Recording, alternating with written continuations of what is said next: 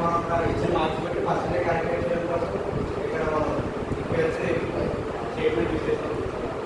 అది ఎక్కడ అనేది ప్లస్ గ్రేడ్ ప్లస్ నెక్స్ట్ ఈ మార్క్స్ అనేది ఒక మెథడ్లో స్కోర్ అయితే క్యాష్ అనేది